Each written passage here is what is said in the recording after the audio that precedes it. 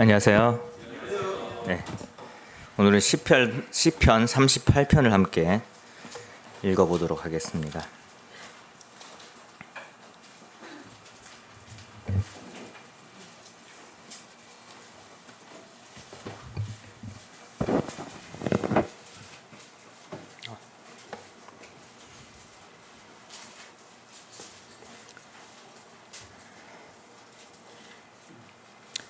시편 38편 구약성경 829페이지입니다. 1절부터 22절까지를 제가 한번 쭉 읽어 드리도록 하겠습니다. 여호와여, 주의 노하심으로 나를 책망하지 마시고 주의 분노하심으로 나를 징계하지 마소서. 주의 화살이 나를 찌르고 주의 손이 나를 심히 누르시나이다. 주의 진노로 말미암아 내 살에 성한 곳이 없사오며 나의 죄로 말미암아 내 뼈에 평안함이 없나이다. 내 죄악이 내 머리에 넘쳐서 무거운 짐 같으니 내가 감당할 수 없나이다.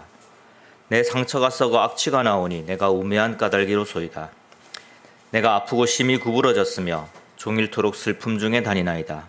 내 허리에 열기가 가득하고 내 살에 성한 곳이 없나이다. 내가 피곤하고 심히 상하였음에 마음이 불안하여 신음하나이다. 주여, 나의 모든 소원이 주 앞에 있사오며 나의 탄식이 주 앞에 감추이지 아니하나이다.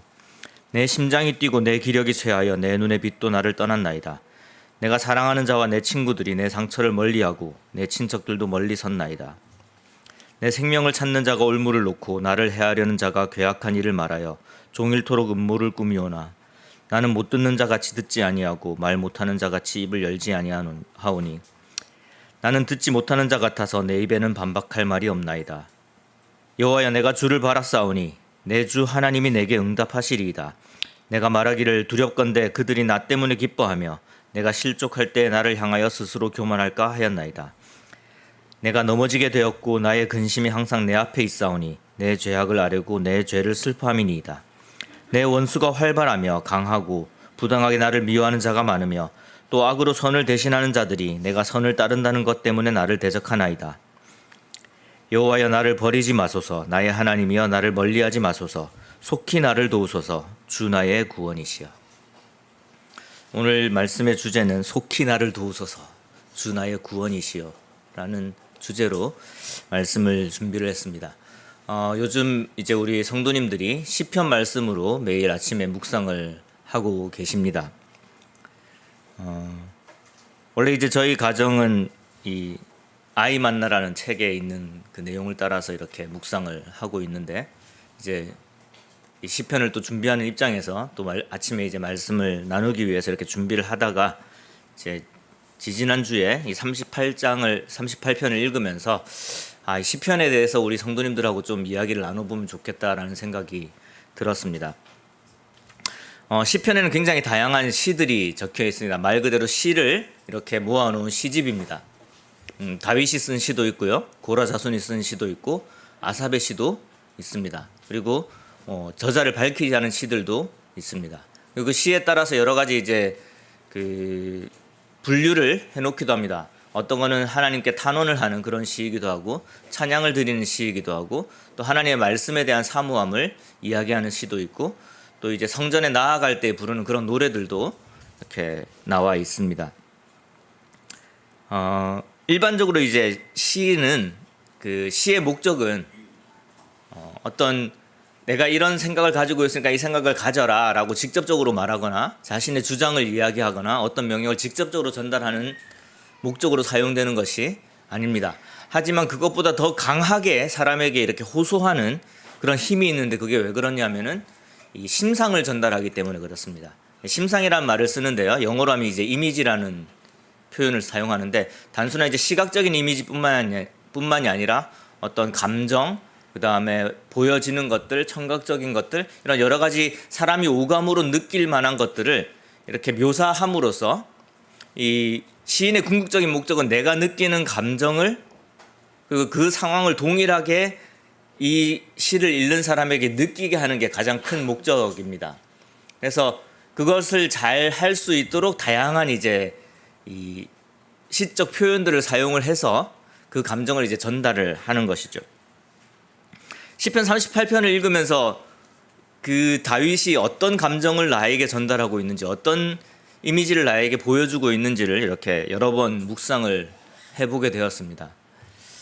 일단 이 다윗의 시가 보시면은 굉장히 이제 놀라운 그 찬양의 시들도 많이 있지만 자신의 이제 이런 그 억울한 감정이라든지 아픈 마음이라든지 힘든 그런 상황 이런 것들을 이제 하나님께 호소하는 그런 시들도 굉장히 많이 있습니다. 사실 이제 시편 38편은 다윗의 이제 그 고통과 두려움을 하나님 앞에 아뢰면서 구원을 바라는 그런 탄원시, 탄식시라고 이야기를 하는 것입니다.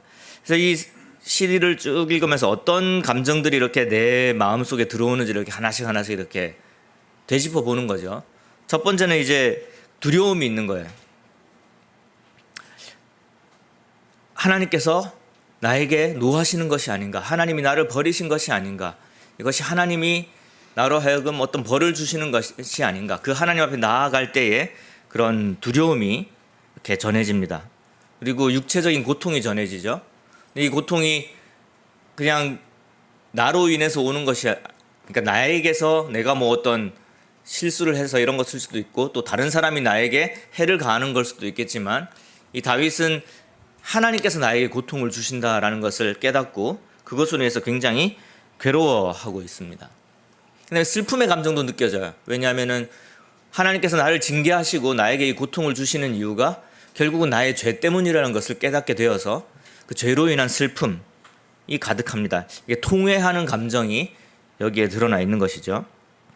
그리고 이제 육체적으로는 굉장히 아픈 것도 있지만 이제 몸이 서서히 마비되고 있고 열도 나고 있고 그리고 자신의 상처에는 상처를 제대로 치료하지 못해서 이제 썩은 냄새가 나기 시작하는 그 극도의 괴로움에 육신적인 괴로움에 있는 것을 볼 수 있고 그 신음소리가 이제 귀 속에 이렇게 들리는 듯하죠. 신음하고 있는 모습을 보게 됩니다. 그러니 이제 하나님 아니면 나를 도우실 분이 없기 때문에 이제 깊은 한숨과 탄식이 이 다윗의 입으로부터 나오게 됩니다. 근데 참 더 괴로운 건 뭐냐면은 이렇게 아프고 힘들고 어려운 상황에서 주위에 이제 항상 이렇게 내가 건강하고 내가 잘 나갈 때는 함께 있어줬던 많은 친구들이 하나씩 떠나가고 있는 거예요. 그러니까 이제 외로움도 느껴지고 비통함도 느껴지고 창피함도 느껴지는 거예요.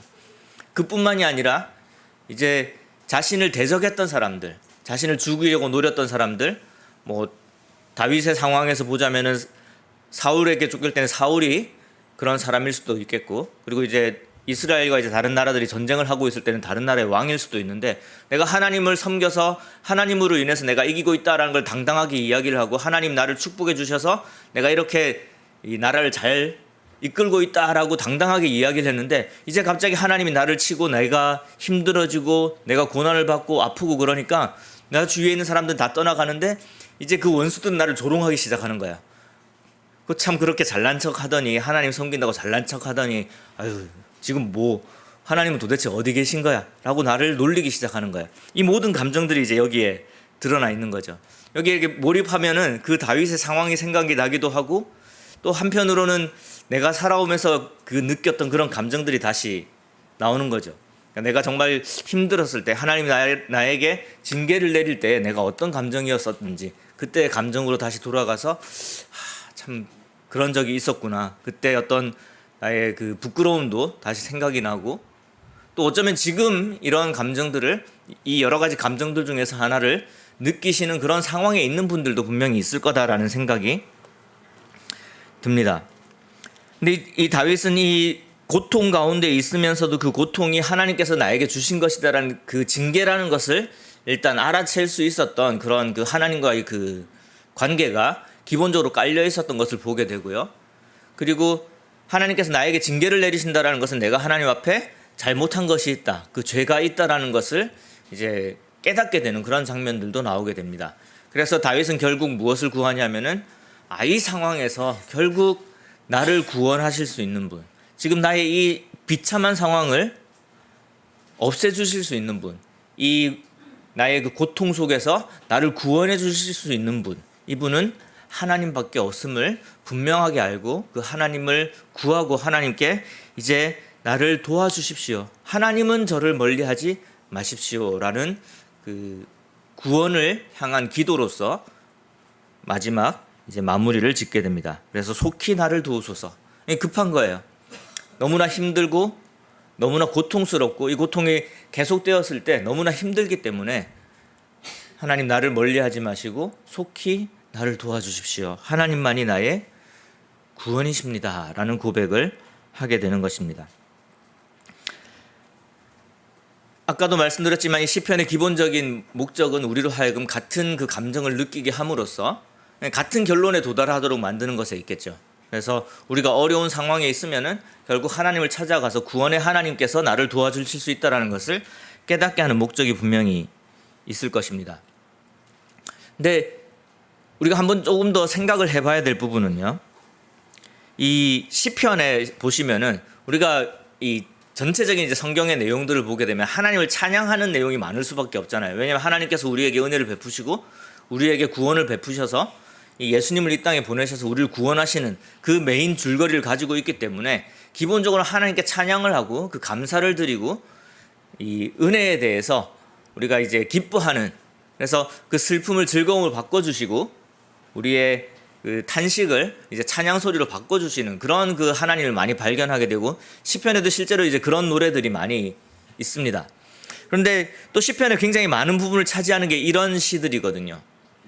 뭐냐면은 정말 그 자신의 어려움을 이렇게 토로하면서 하나님 나에게 구원을 베풀어 주십시오라고 하는 그런 시들도 굉장히 많이 들어 있습니다. 그리고 어떤 시들은 왜 하나님께서 예전에 우리를 구원하셨듯이 우리를 구원해 주지 않습니까? 라고 불평을 늘어놓는 그런 시들도 있습니다. 사실 이제 38편은 그 다윗의 시 중에도 좀 순한 맛에 속해요. 왜냐하면은 이제 51편 같은 경우에는 우리 한번 볼까요? 시편 51편. 제목부터가 되게 충격적이죠. 성경에 이런 제목을 가진 시가 있다니. 이제 이 시편에는 그 시를 이제 5권으로 묶어 놓으면서 그 시가 어떤 시인지에 대해서 제일 위에다가 이렇게 제목도 적어 놓고 누구의 시라는 것도 적어 놓고 또 이 시가 어떤 상황에서 사용될 수 있으며 어떤 곡에 맞춰서 부를 수 있으며 뭐 어떤 내용을 담고 있는지 이렇게 제목을 설명을 하고 있는데, 여기 이제 시편 51편의 제목은 뭐냐면 다윗의 시, 인도자를 따라 부르는 노래. 그러니까 이게 그 대중들이 공동체에서 부르는 노래라는 이야기입니다. 근데 그 제목 옆에 다윗이 밧세바와 동침한 후 선지자 나단이 그에게 왔을 때라고 그 상황 설명을 적어주고 있습니다. 이게 좀 충격적이지 않으신가요? 어떠세요? 저만 그렇게 느낍니까? 뭐냐면은 이 다윗이 이걸 노래를 부르라고 지었다라는 거예요. 첫 번째로. 그렇죠? 다윗의 솔직한 감정을 이렇게 적은 거예요. 그리고 이 노래를, 이 시를 사람들이 노래로 불렀다라는 거예요. 그 이후에 후대들이. 이게 무슨 말이냐면은 우리나라로 예를 들자면은 세종대왕이 그렇게 위대한 업적을 남겨놓고 자기가 이제 그 잘못한 게 있는 거예요. 누구를 뭐 실제로 그랬다는 게 아니라 제가 뭐 역사를 이렇게 그럴 수는 없으니까 가정을 하는 거죠. 세종대왕이 누구를 죽이고 그 아내를 뺏은 거예요. 그러면은 자, 역사를 기록하는 사람이, 세종대왕의 위대한 업적을 기록하는 사람이 그거를 만약에 적었다고 해도 놀라운 일이죠. 그렇지 않습니까? 왜냐하면 그 왕에 대한 이 업적이 가려질 수가 있으니까. 그러니까 그거 적었다는 것도 굉장히 놀라운 거예요. 그러니까 다윗의 이 잘못이 성경에 적혀 있는 것도 사실상 어떤 역사적인 관점에서 바라본다면 굉장히 놀라운 일이거든요. 그런데 그거를 적었을 뿐만이 아니라 그거에 대해서 깊이 뉘우치고 그게 나의 큰 잘못이라고 이야기하는 걸 누가 적었냐면 그 왕 스스로가 적어서 사람들한테 계속해서 노래를 부르게 했다라는 게 놀라운 거죠. 다윗의 삶의 목적은 내가 하나님과 가까워진 만큼 이스라엘 백성들이 하나님과 가까워지는 게 목적이었어요. 그가 놀라운 일을 이루어내서 이스라엘의 안녕을 추구했으니 우리가 이제 이렇게 예루살렘 성도 만들었고 우리가 하나님을 섬길 수 있으니 너희들한테 이렇게 큰 그런 안정을, 평화를, 태평성대를 가져온 게 나다라는 그 자신의 업적을 기리기 위해서 왕이 됐던 것이 아니라 내가 하나님과의 그 친밀한 관계, 인격적인 관계를, 나도 하나님을 이렇게 믿었는데 우리 이스라엘 모든 사람들이 그렇게 하나님과 가까워지는 것이 맞지 않겠느냐 하는 거죠. 근데 그러려면은요, 자기가 잘한 것만 적으면 안 되거든요. 자기가 잘해서 하나님과 가까웠다고 적어버리면은 이스라엘 백성들은 뭐라고 생각하냐면, 다윗이 하나님을 항상 섬기고 가까웠으니까 하나님께서 다윗의 축복을 주셨으니까 그 축복을 받은 다윗이니까 하나님과 점점 더 가까워지는 게 당연할 거야 라고 생각을 하는 거죠. 그런데 다윗은 자신의 모든 감정을 이 시편을 통해서 남겨서 이스라엘 백성들에게 부르게 했어요. 뭐냐면은 동일한 사람으로서 그 사람이 느낄 수 있는 모든 감정들을 그대로 가지고서 하나님을 만났고, 그 하나님과의 그 관계 속에서 그 감정들을 하나하나 해결해 나갈 수 있었다는 그 과정들을 알리고 싶었던 거예요. 우리에게도 동일한 거죠.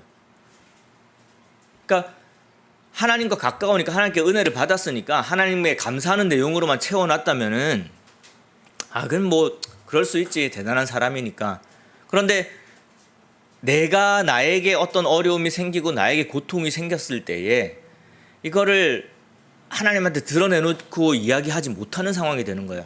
왜냐하면 그런 예가 없으니까 하나님 섬기는 사람들은 다 하나님께 이렇게 찬양을 하고 그 하나님의 용서를 바라고 정말 정결한 마음으로 하나님 앞에 나와서 예배를 드리는구나 이렇게 생각할 수가 있거든요. 근데 오히려 이 51편에서는 뭐라고 이야기를 하냐면은 하나님이 구하는 제사는 상한 심령이다 이렇게 이야기를 해요.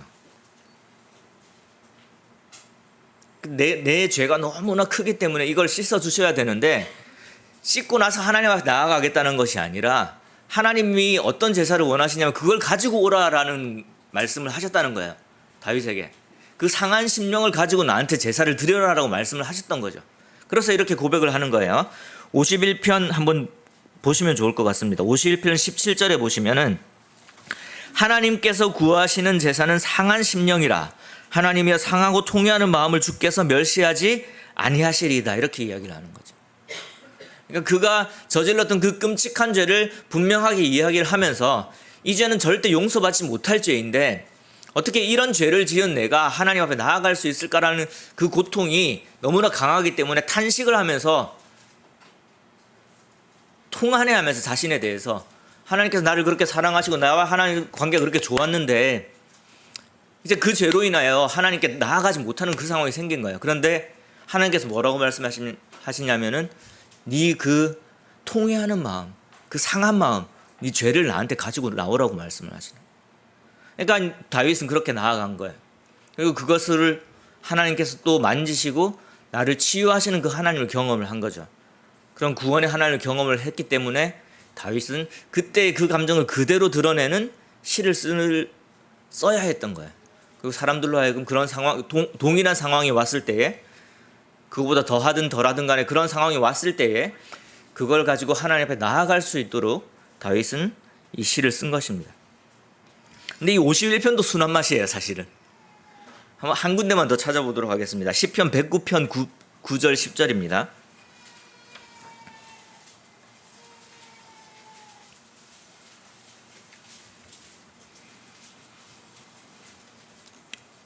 이 다윗을 대적하는, 죽이려고 하는 사람들을 향해서 이 다윗이 하나님한테 그 대적들을 생각하면서 하나님한테 하는 기도예요. 이게 하나님한테 드리는 기도입니다. 그걸 생각을 하시면서 한번 읽어보시면 좋을 것 같습니다. 시편 109편 9절입니다. 그의 자녀는 고아가 되고 그의 아내는 과부가 되며 그의 자녀들은 유리하며 구걸하고 그들의 황폐한 집을 떠나 빌어먹게 하소서. 이게 성경에 있는 말씀이라는 게 상상이 가십니까? 어떻게 생각하세요? 솔직히 이게 이런 거 말씀 시간에 이걸 참 인용하는 것조차도 굉장히 이렇게 조심스러운 그런 말씀입니다. 이 적이 너무 미운 거예요. 자신을 죽이려고 하는 적이. 그러니까 하나님한테 그 적에 대해서 하나님 그 자녀가 고아가 되게 하시고, 그러니까 죽여달라는 이야기죠. 근데 그 죽여달라는 걸 저 원수를 심판해 주십시오 이러면은 좀 성경에 있는 말씀 같잖아요. 그렇지 않습니까? 뭐 하나님의 적이니까 심판하셔야지. 되게 이렇게 감정적으로 안 다가오죠. 근데 사실 그런 말씀들이 많이 있잖아요. 하나님의 자녀들을 살리시기 위해서 하나님의 자녀를 대적하는 자들을 심판하실 것이라는 그 성경의 메시지는 신약 구약 계속해서 나옵니다. 그런데 다윗이 이렇게 이야기를 하는 거잖아요. 그 자녀가 고아가 되고 그의 아내는 과부가 되고 그 고아가 된 애들이 집도 없이 유리하면서 돌아다니면서 구걸하면서 빌어먹는 자가 되게 하십시오라고 기도를 하고 있는 거예요. 이런 그 감정이 한번 성도님들한테 물어보고 싶어요. 혹시 주일날 예배를 드리면서 이런 감정을 하나님께 기도해야 되겠다라는 생각을 한 번이라도 해보신 적이 있으신지요? 그렇죠. 상상할 수가 없는 일이죠. 그럼 반대로 이야기를 해서 마음속에 이런 생각을 한 적이 한 번도 없으십니까? 그렇죠. 있잖아요. 마음으로는 한두 번 있는 게 아니잖아요. 사실상 일주일 생활하면서 이런 마음을 품는 경우가 굉장히 많이 있습니다. 그런데 왜 우리는 다윗처럼 이 이야기를 하나님 앞에 하지 못하는 걸까요? 다윗은요, 이 시를 적으면서 이 시뿐만이 아닙니다. 사울에게 쫓기고 있을 때는 자기를 쫓는 그 사울 무리를 향해서 뭐라고 이야기하냐면 몸이 녹아 없어진 달팽이처럼 되기를 원합니다. 시편 58편에 보면은 해를 한 번도 보지 못하고 죽는 갓난아기 같게 하소서. 되게 끔찍한 그 이미지를 사용을 해서 이렇게 저주를 하는 그런 시를 써요. 근데 이 감정이 우리에게 안 드는 감정이 아니라는 게 중요한 거죠. 우리는 항상 이런 감정들을 가지고 그러고 살고 있어요. 그런데 이게 주일에 나올 때는 아주 거룩한 얼굴을 하고 행복한 얼굴을 하면서 하나님께 감사의 기도를 드리고 있는 거죠.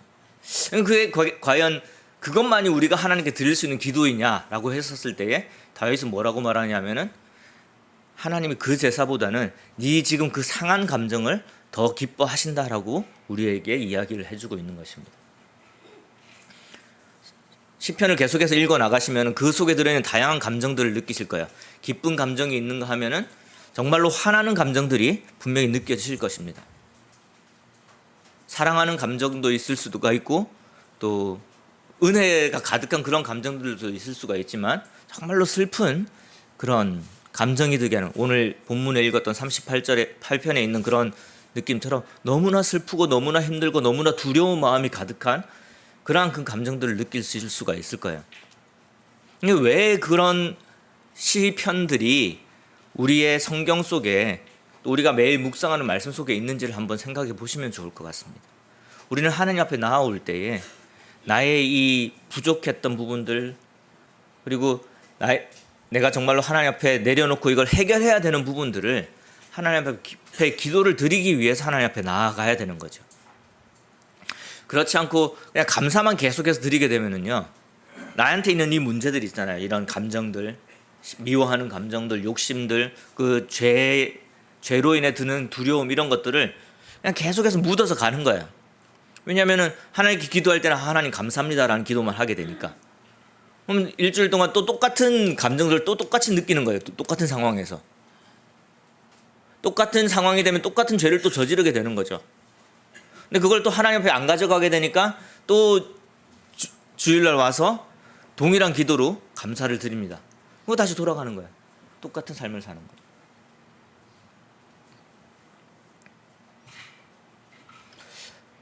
여러분 어떠십니까? 혹시 자녀를 낳았는데 자녀가 뭐 어릴 때는 그럴 수 있어요. 근데 점점 10살이 되어도 20살이 되어도 30살이 되어도 계속 아빠한테 아빠 사랑해요, 감사해요, 낳아주셔서 고마워요. 20살이 되어도 아빠 사랑해요, 감사해요, 낳아줘서 고마워요.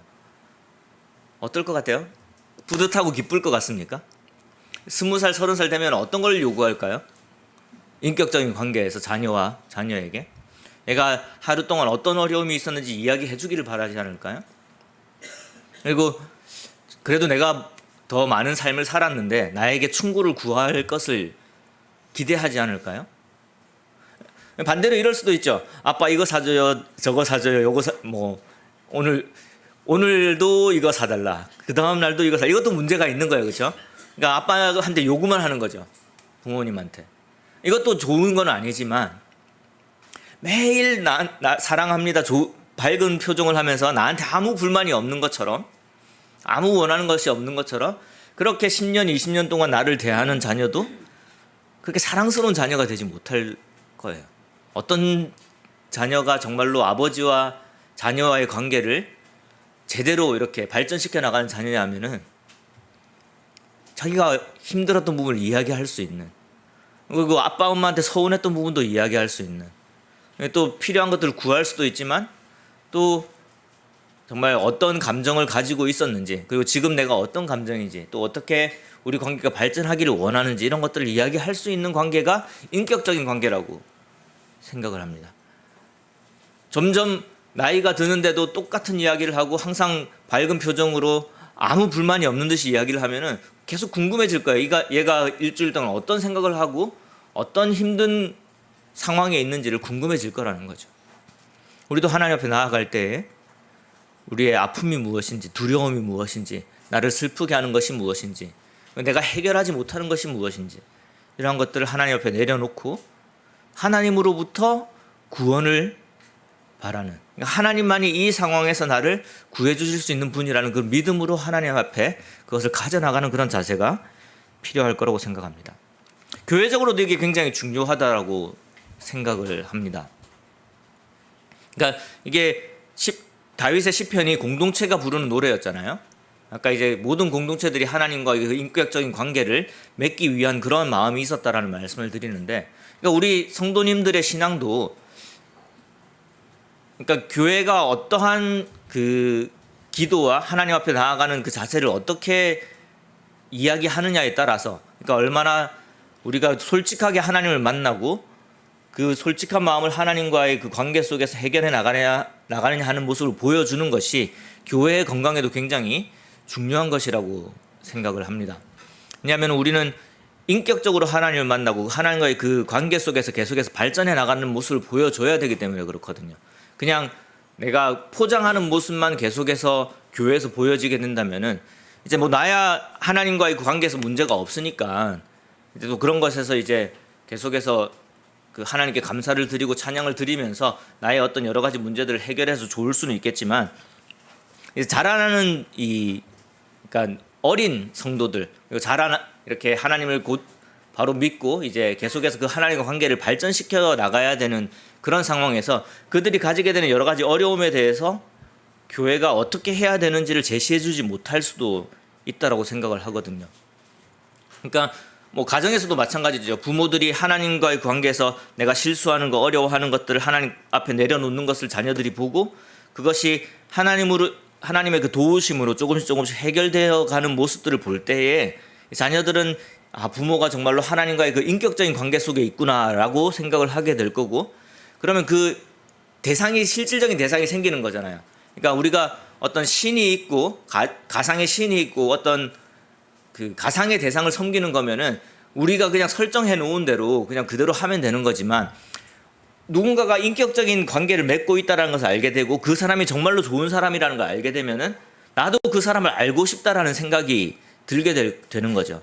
그래서 그렇게 하나님을 만나서 하나님과 점점 가까워지는 것이, 그게 이제 그리스도인의 성장이라고 할 수가 있는 건데, 그런 것들을 보여주는 그 과정이 없게 되면은, 그러니까 삶은 계속 똑같이 지속이 되고 이제 예배 드리는 시간만 이제 하나님과의 그 만남 속에서 하나님께 감사를 드리고 또다시 원래의 삶을 돌아오고, 이걸 계속 반복하게 되면은 그냥 보는 건 이제 그 아버지와 어머니의 종교밖에 없는 거죠.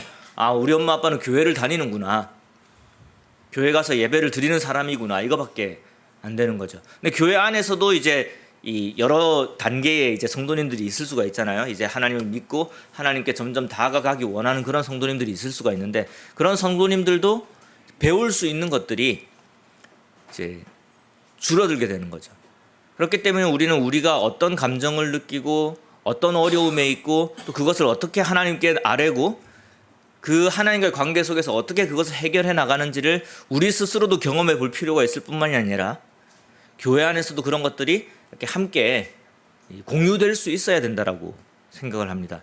그러니까 다윗은 그것을 공유하고 있는 거예요.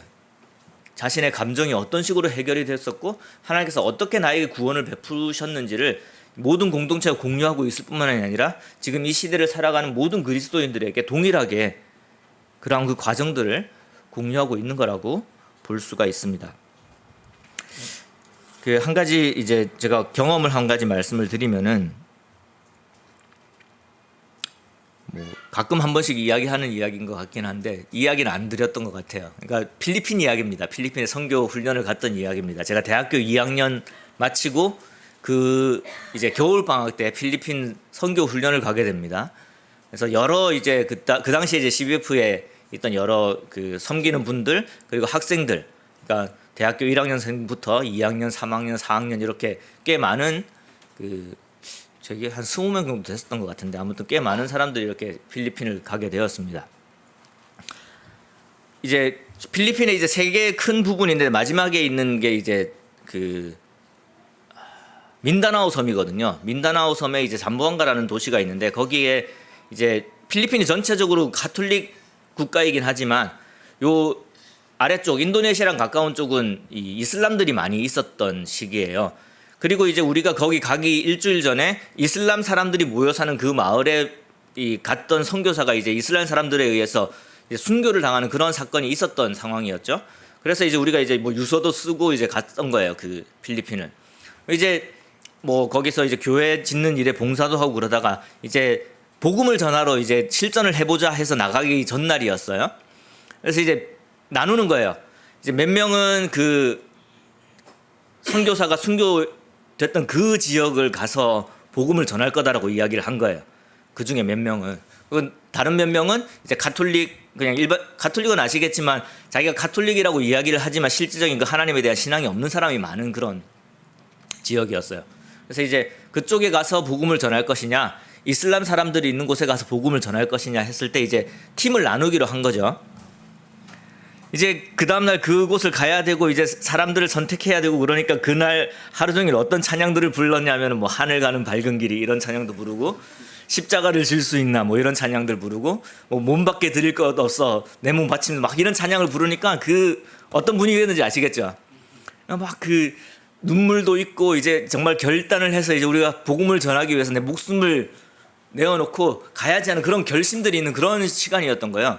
그러니까 누가 갈 것이냐라고 할 때 물론 이제 어떤 형제는 좀 어린 형제였는데 아주 담대하게 내가 가겠다라고 처음부터 거기 가려고 왔다라고 하는 그런 형제도 있었어요. 저보다 어린 형제는 참 대단하다라고 생각을 하는 형제였는데 근데 이제 나는 이제 여러 가지 머릿속에 복잡한 생각들이 드는 거예요. 내가 여기를 갈 것인가 말 것인가. 그러니까 아직 결정을 못하고 있는 상황이었어요. 되게 고민이 많이 됐어요. 근데 그때 이제 저보다 좀 나이가 한 2살 정도 많았던 한 형제님이 이제 그때 이제 굉장히 뭐 성경 공부도 많이 하고 또 말도 참 잘하는 그런 형제님이었는데 나는 안 가겠다라고 딱 이야기를 하시는 거예요. 그러면서 이유를 이야기하는데 무섭다. 무서워서 못 가겠다. 라고 이야기를 하는 거예요. 한장 그 이야기를 하고 나서 나중에 뭐라고 그러시냐면 내가 먼저 이 이야기를 한 이유가 있는데 누구나 두려울 수 있는 거다. 근데 그 두렵다라는 걸 이야기를 못하는 분위기가 되어버리면은 그냥 묻어서 갈 수는 있다. 그렇지만 그 사람이 뭐 순교를 할 수도 있고 뭐 어떻게 될 수도 있겠지만 그렇게 교회가 되는 것은 바람직하지 않다라고 그렇게 이야기를 했던 게 아직까지 생생하게 생각이 나거든요. 그 형제님이 두려운 마음이 있었던 것이 사실이고 또 그걸 이야기를 해서 그 형제는 안 가셨어요. 근데 놀라운 건 뭐냐면 그 형제님이 나중에는 가장 그 이슬람 사람들이 많은 인도네시아의 이슬람 지역으로 선교를 나가신 선교사분이 되신 거예요. 그 과정 속에 분명히 그게 굉장히 중요하게 작용을 했다고 생각을 해요. 그냥 두렵지만 그걸 말 안 하고 그냥 갔으면은 모양으로 보일 때에는 그 사람이 뭐 하나님을 섬기기 위해서 정말 대단한 일을 할 수는 있겠지만 그 두려움의 문제는 해결되지 않고 갔다 온 거예요. 그럼 계속해서 그 두려움이 쌓여 나갈 때 그게 해결이 되지 않으면은요 그 사람 발전할 수가 없는 거죠. 근데 그걸 이야기를 하고 그럴 수 있음을 이야기를 했을 때 그게 그 앞으로 자신이 이렇게 발전해 나갈 수 있는 그 두려움을 하나님 앞에 내려놓고 그 두려움을 하나님이 해결할 수 있도록 만들 수 있는 사람으로 성장하게 만들었다고 저는 믿어요. 그러지 않으면은 이슬람 지역에 선교를 나가는 것이 가능하겠습니까? 그 두려움을 하나님께서 해결하시도록 한 거예요. 물론 그게 그때 진짜 그런 결심을 했는지는 모르겠지만 정말 담대하게 갔던 그 청년도 사실 나중에 이제 인도네시아 선교사가 되었고요. 두렵다고 두렵다는 말을 할 수 있어야 된다고 했던 분도 마찬가지로 인도네시아 선교사가 되셨어요. 그 젊은 그 선교사가 이제 김용산 선교사고, 그다음에 좀 저보다 나이 많은 그 선교사가 이제 이승훈 선교사입니다. 아마 우리 교회에서 한 번쯤 이렇게 간증을 들어보셨을 것 같아요. 저는 그 기억이 굉장히 분명하게 남아 있어요. 나도 그때 두려워하고 있었거든요. 무서워하고 있었거든요. 근데 말을 못 하고 있었던 거예요. 다들 그런 분위기인데 말을 못 하고 있었던 거죠. 근데 그게 건강한 교회의 모습은 아니라는 거예요. 오히려 그걸 이야기할 수 있는 교회가 건강한 모습이에요. 더 존경할 만한 사람도 그런 두려움을 느끼고 있다는 것을 알게 되는 게 더 건강한 교회가 될 수가 있는 거예요. 사실 이번 주에 굉장히 성도님들도 많은 기도를 하셨을 거라 생각하고 저도 많은 기도를 했습니다. 지난주에 형제회에서 모여서 이야기를 할 때에 여러 가지 감정들이 생기더라고요. 근데 집에 와서 자매랑 이야기를 하는데 그때도 두려움의 감정이 느껴졌어요. 사실 우리 성도님들 뭐 다 이렇게 번듯하게 잘 사는 것 같지만 또 생각을 하면은 어려운 부분들이 많이 있거든요. 근데 그 어려운 부분들이 미래를 생각하고 계획을 하면 할수록 더 어려워요. 이게 계속해서 두려움으로 남아 있는 거예요. 지금 뭐 내가 갚아야 될 돈은 얼마고 현재 이 상황에서 이자는 지금 점점 더 이자율은 높아지고 있고 이런 것들이 다 두려움의 요소가 되는 거예요. 그렇지 않습니까? 저 두려워요. 근데 저는 조금 이제 조심스러운 부분이 그런 거죠. 교회에서 이제 그 건축 헌금에 대해서 이야기를 하게 될 것이고 분위기가 이제 그런 쪽으로 가게 될 겁니다. 그럼 교회를 사서 또는 뭐 교회를 건축을 해서 그 교회를 갖게 되고 거기서 자녀들이 자라게 되는 거, 제가 지난주도 그렇게 이야기를 했거든요. 자녀들이 정말로 주님을 섬길 수 있는 그런 그 비전을 품는 거, 다윗의 비전을 품는 거 중요하다는 이야기를 했었거든요. 굉장히 중요해요. 우리가 헌신을 해서 정말로 많은 헌신을 해서 교회를 세워서 그 자녀들이 정말 주님을 섬기는 데 있어서 이렇게 자유롭게 친구들 데리고 올 수 있는 그런 교회를 만들 수는 있어요. 그런데 그 교회에 하나님과의 인격적인 교제가 빠지면은요, 그냥 텅 빈 교회가 될 수밖에 없는 거죠. 우리가 자녀들한테 물려줘야 될 게 그건 아니거든요. 우리는 하나님을 물려줘야 되는 거예요. 그러니까 하나님 앞에 서는 자녀들의 삶을 물려줘야 되는 거죠. 근데 그러려면은요, 내가 어떤 사람인지 솔직하게 하나님께 고백할 수 있는 사람이 돼야 되는 거예요.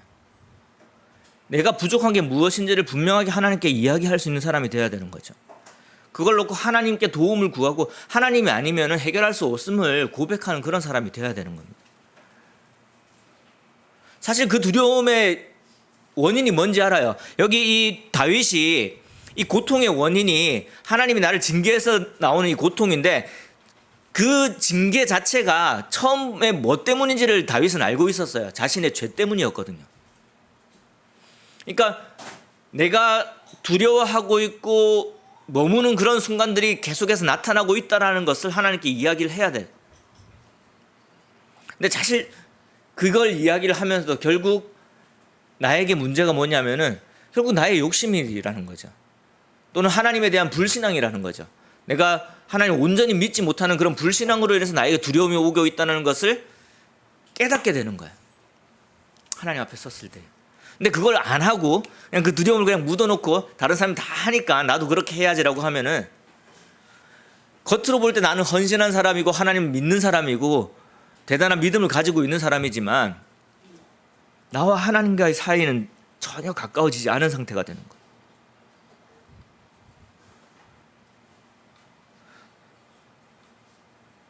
우리에게 중요한 거는요, 하나님과의 관계예요. 하나님 정말로 인격적으로 만나고 있느냐는 거죠. 하나님 앞에 서 있어야 되는 거예요. 그래서 내가 부족한 것을 하나님께 이야기할 수 있어야 되는 거죠. 하나님 앞에 서는데 어떻게 내가 그렇게 떳떳할 수가 있습니까?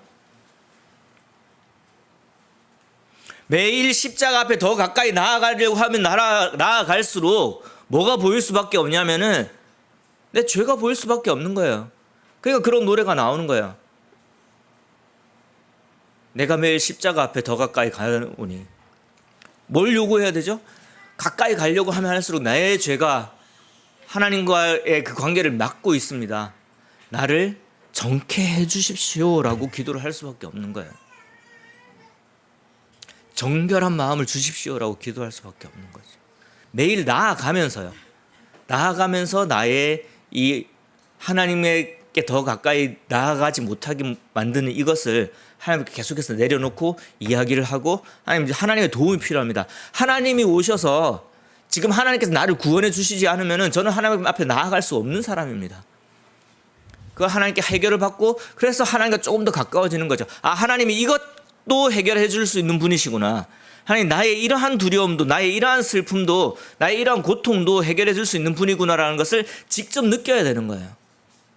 그 관계 속에서 하나님과 더 가까워져야지만이 우리는 하나님을 제대로 섬기는 자들이 될 수 있는 거고, 사실 교회에 있는 많은 연약한 성도들이 그렇게 하나님을 만날 수 있게 되는 거고, 교회 안에서 이제 하나님을 섬겨야 될 많은 우리의 자녀들과 어린 청소년들이 그걸 통해서 하나님을 보게 되고, 하나님 인격적으로 만나게 되고, 하나님 앞에 서게 되는 거예요. 계속해서 하나님 앞에 우리가 서야 되기 때문에 그런 모습들을 계속해서 보여줄 필요가 있습니다.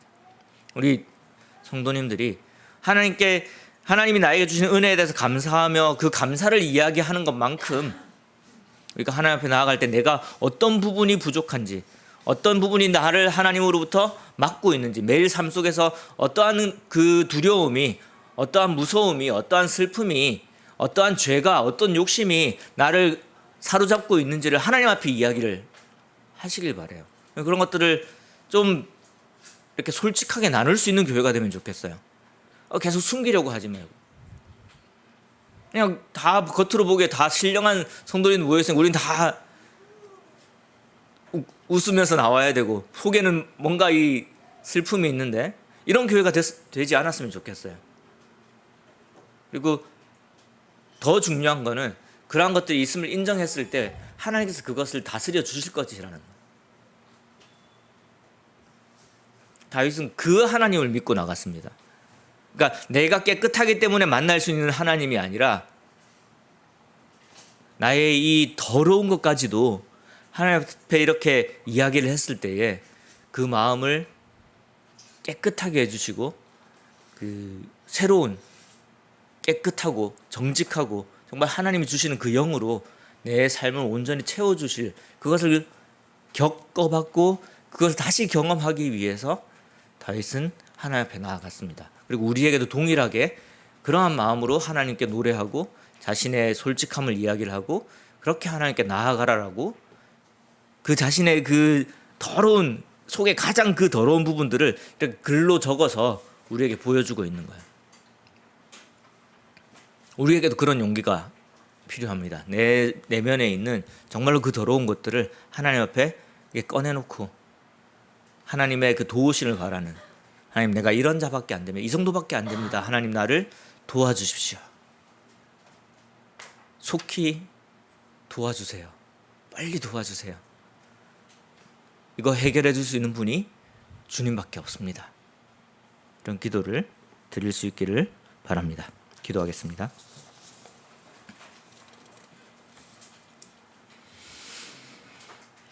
하나님 아버지,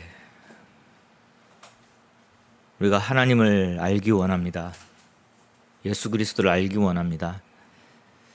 참 매일매일 함께 살면서 하나님이 어떤 분이신지를 알기를 원하고, 참 내가 하나님께 나아가는 데 있어서 내가 얼마나 부족한지를 참 매일 보기를 원하고, 또 그것을 하나님 앞에 솔직하게 고백하기를 원합니다. 그래서 하나님께서 그런 것들을 도와주실 때 나의 모습이 점점 더 하나님이 원하시는 모습이 되어가고, 참 내가 하는 일들이 점점 더 하나님이 원하시는 일들이 되어가고, 나의 삶이 온전히 하나님이 원하신 뜻대로 움직여지는 그런 삶이 되어가기를 원합니다. 참 그것을 위해서 하나님과 더 가까워지고 싶습니다. 하나님 앞에 참 나의 부끄러운 모습들을 내려놓고 싶습니다. 하나님, 저는 참 제가 아무리 하려고 해도 더 나아지는 모습들이 없는 것들을 보게 됩니다. 근데 하나님께서는 저를 변화시킬 수 있는 분이시고, 저에게 참 위로를 주실 수 있는 분이시고, 구원을 베풀 수 있는 분이심을 믿습니다. 다윗이 하나님 앞에 구했을 때 하나님이 정말 참 다윗을 사랑하셔서 그를 회복시켜 주셨던 것처럼, 참 욥이 왜 이런 고통을 당하는지 몰라서 괴로워할 때에도 하나님께서 결국 그를 구원하시고 그를 회복시켜 주셨던 것처럼 바울이 참 내가 죄인 중에 괴수라고 말하면서 내가 원하는 것은 정말로 하고 싶은데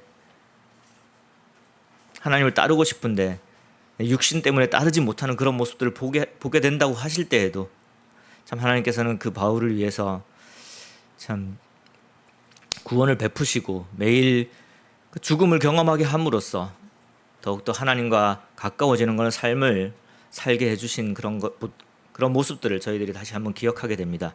저희들에게도 그런 축복을 주시고 저희들에게 그런 구원을 베푸시기를 기도를 드립니다. 주 예수 그리스도 이름으로 기도드렸습니다.